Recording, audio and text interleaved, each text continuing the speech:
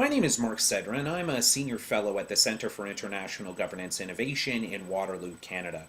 And these are my opening remarks for the GPSE Conference, session number 2, on Security and Reconstruction Lessons from Afghanistan. And I'm going to be providing some answers to the framing questions for this session. The first question is, how should a successful mission in Afghanistan be defined? Well, I would measure success on the basis of 3 broad criteria.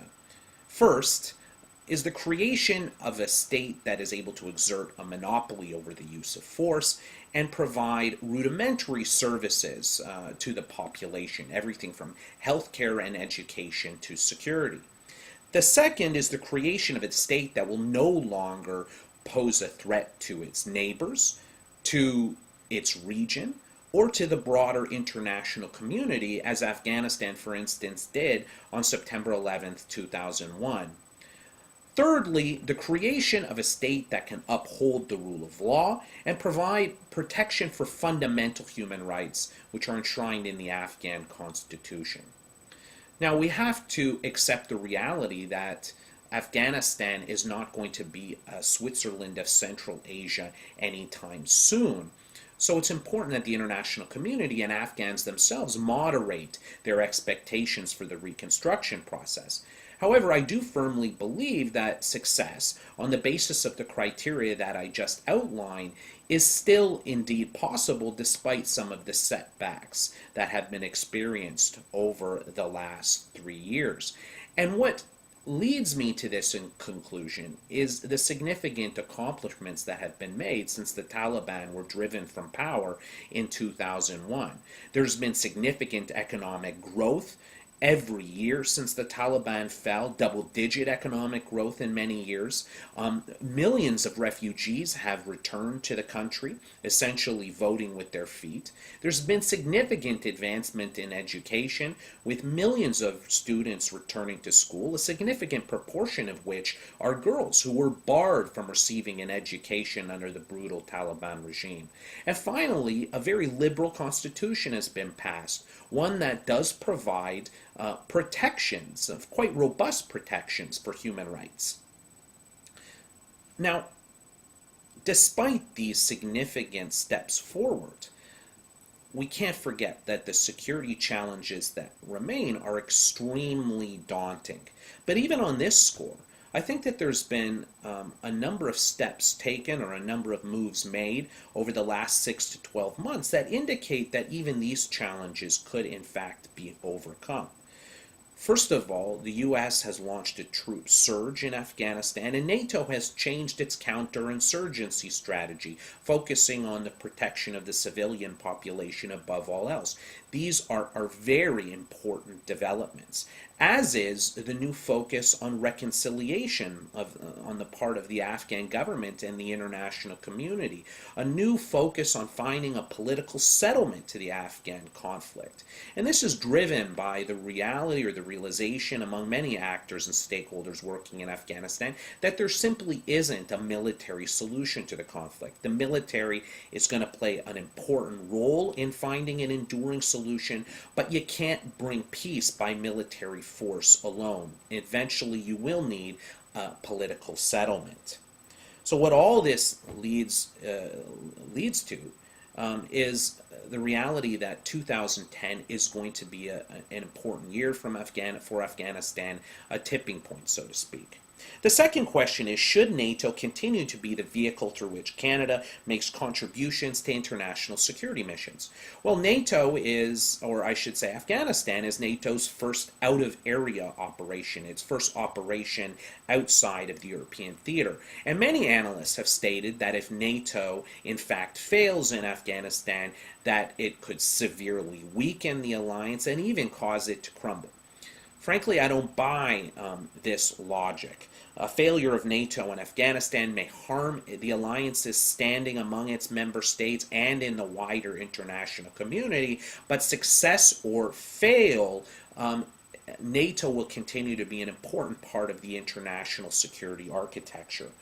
It's important to remember that beyond its military role, NATO is viewed as an important political forum Smaller and middle-sized NATO members, and I'd include Canada in this category, view the alliance as an important mechanism to engage the United States on critical military and security issues.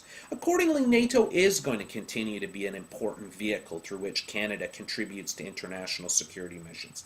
But Afghanistan also showed that significant changes have to be made to the alliance. For instance, Afghanistan has shown that NATO is evolving into a two-tier alliance consisting of member states who are willing to commit resources to international security missions and take some risk, and those that are not. So until NATO can resolve this free rider problem, it's going to face significant and quite severe challenges in the future. NATO, of course, will not and should not be the only vehicle through which Canada contributes to international security missions. It should also work through the UN system, through UN peace support and peacekeeping missions. The UN should not be written off, and the international community should not outsource UN peacekeeping and peace support operations to developing countries like Bangladesh or regional organizations like the African Union, which is something that we are seeing in recent years. The next question is, what have we learned from Canada's experience in dealing with deeply fractured societies? Well, on a fundamental level, they are simply tough to confront, and they take a long time to achieve any level of success. The reality is, and Afghanistan showed this, if we are not prepared to invest the necessary resources and political capital, and most importantly, to stay the course, it's best to remain on the sidelines and not engage at all in such missions. Afghanistan has shown that there is no linear path to peace and stabilization. There will inevitably be setbacks. And in a few words, these types of missions are long, bumpy, and windy roads. We have to do our homework to succeed in such environments. We have to understand the local context before going in and undertake extensive studies on what is needed and to assess what are the appropriate goals that should be set. The last thing that Afghanistan has shown Canada and other nations around the world is that you need an integrated, whole-of-government approach to achieve success and to maximize the impact of aid and assistance. Canada did realize this and did achieve a whole-of-government approach for its Afghanistan mission, but only after several years of hardship and which featured some uncoordinated policy and action. The final question is, what has Afghanistan taught us about the role of development in conflict? Well, we know very well that you need security to undertake development. Security is a precondition for development. But the inverse is also true. Without long-term development programming in deeply impoverished societies like Afghanistan, stability and peace will not be sustainable. For instance, until young Afghan men, 30 to 40% of which are unemployed, can find work, they will continue to turn to the gun and promote insecurity and instability.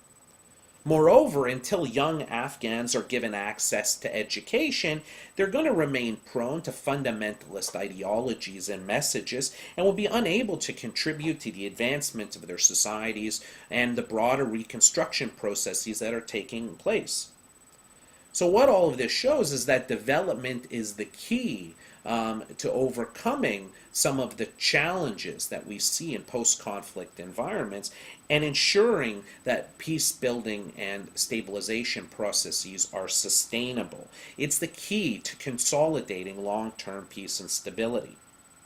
So if I can say a few words to conclude, I think it's critical that Canada build from the Afghanistan experience. It has to create the necessary resources, procedures, and institutional mechanisms to avoid some of the setbacks that were experienced in Afghanistan.